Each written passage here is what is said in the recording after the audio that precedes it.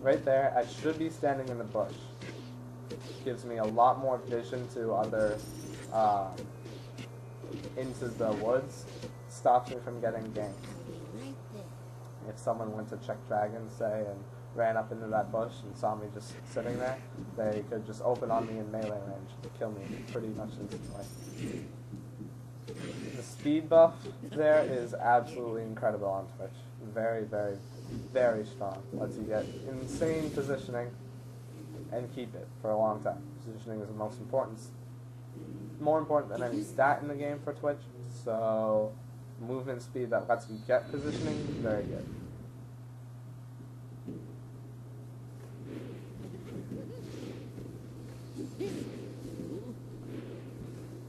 Sticking around here, where I am right now, I am able to shoot over the corner at Vigar like that, which is very good, and I can pop my ult from that corner and shoot the tower, which is very, very strong.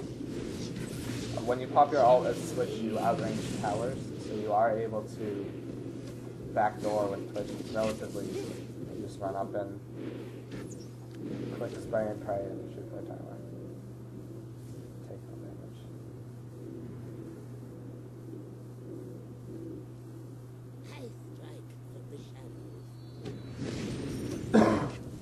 Also, while you're doing that, if there are any champions between you and the tower, they evaporate. Take a ton of damage.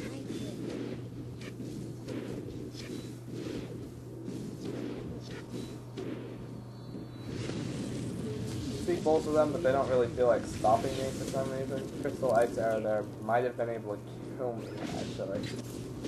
Had it been very well timed and a little bit of silliness. I pop my ult there in an attempt to save Vigar and kill Blitzcrank. And at the time I was very sure that I was going to get the kill on Blitzcrank, but I forgot about Mana Shield. Mana Shield definitely saved him there. Expunge would have done, or it probably did 550-ish damage there, but only like 100 to his life. So he definitely would have died.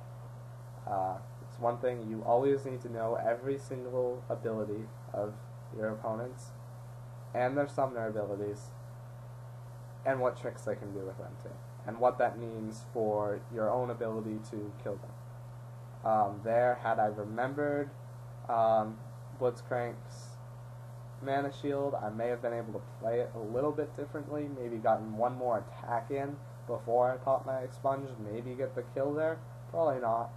Maybe not even use my ult, maybe just let Vigar die, since I didn't really gain anything from popping it, except now I have a 77-second cooldown. So, maybe I could have done something better. Probably still would have popped my ult to try and save Vigar, but could have gone better.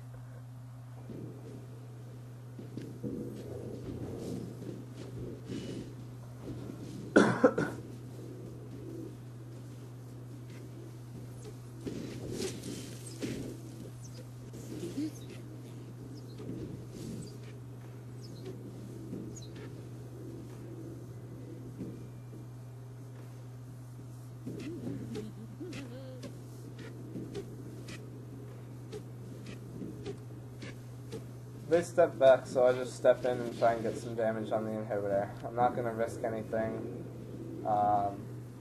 any sort of three-man gank on me inside their base. But I will stick around just to scout a bit. I'm a little low on mana, but that's okay. Saw Ashe go back, but Vigar, easy kill, not so much. Exhaust and Event Horizon kind of just stopped me. But it's cool. Didn't lose anything from that.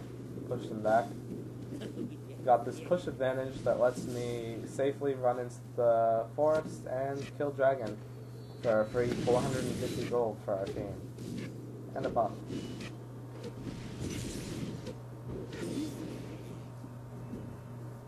Oh, Vigar, let's open up and kill him. Oh wait.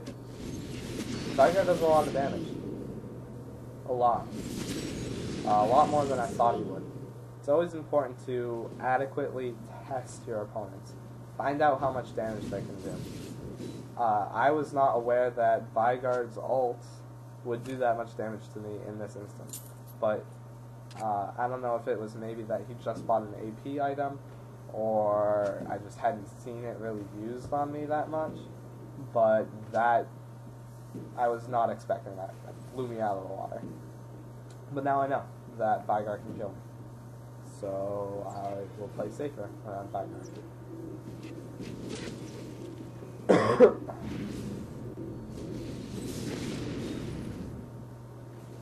I buy a BF sword just for some extra damage. I believe the plan at this point was to build it into a black cleaver, as we're reaching the higher levels and my rune to armor penetration is not doing enough for me. Even without the armor items on them, as you just saw. I'm going to rewind it just a bit. As I'm heading here, I opened up my thing and I was checking to find armor items. Ashe has one, just the cloth armor, and Blitzcrank has the chain armor. But even without these armor items, Vigard, who I'll check, you'll see I'll check in a little while, still has something like 80 armor. And I only glyph for about 25 armor penetration. So that's 55 armor. If I get rid of that, I'm going to do a lot more damage. So Black Cleaver is very, very strong, even when your opponents aren't stacking armor, because they still have that innate armor that you're not getting through. And getting them down to 0 armor is will grant you the most damage. So when they're stacking armor, armor pen actually does less. You understand? It works kind of like how armor worked in WoW, where the more you get, the less it does. So those first few points of armor are doing a lot more protection than those last few. So the fact that they're not stacking armor makes Black Cleaver actually do even more relevant. Here I decide that I'm going to pop my ult and kill the tower like I was talking about earlier. Blitzcrank was standing in the way, so he had to run away because I would have killed him. Vigard comes out to try and kill me, but I'm at full life this time, so he can't. I pop heal, and I stay around. I'm pack off a little bit. I'm going to attack the inhibitor. As soon as she's marked Ashe, I run away, stealth, just to kind of, a little bit of a bait. Back off from Blitzcrank, run back in. He's dead. Game is pretty much over at this point. We're just gonna walk in and could have killed Vigard there if he didn't have flash.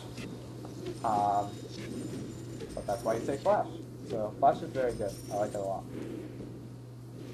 You can actually flash out of projectile attacks or abilities rather. I don't think you can flash out of auto attacks.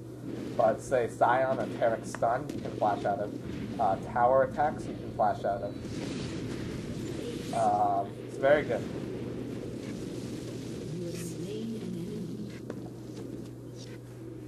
It also is a quick fix to any sort of positioning problem that you have as Twitch, which, as you all know, positioning is the most important thing on Twitch. Game over. So, I hope you guys enjoyed that game. It was just the first one I downloaded or recorded. Hope you learned a little bit. If you like them, let me know. If you want to just talk strategy, let me know.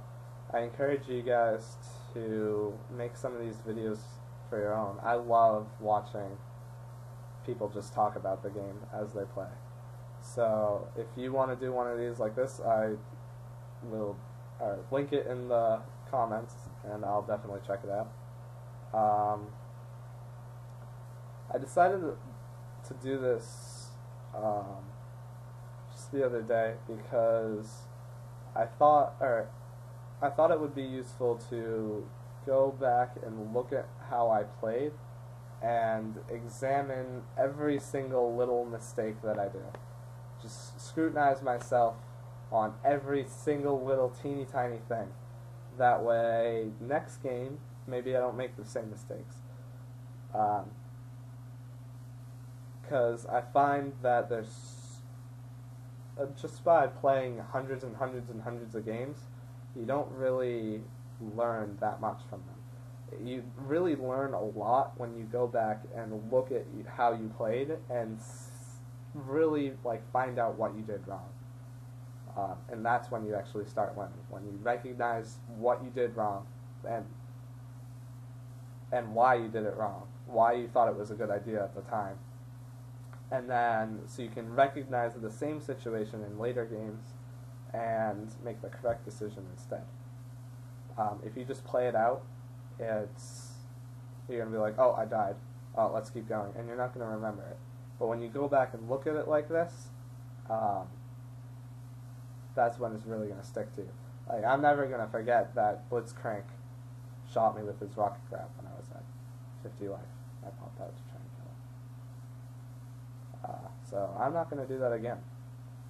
Hopefully, if you guys try this, you'll find a mistake that you guys have made, and you're not going to do it again. But, yep. Thanks for watching, guys. And let me know if you want some more.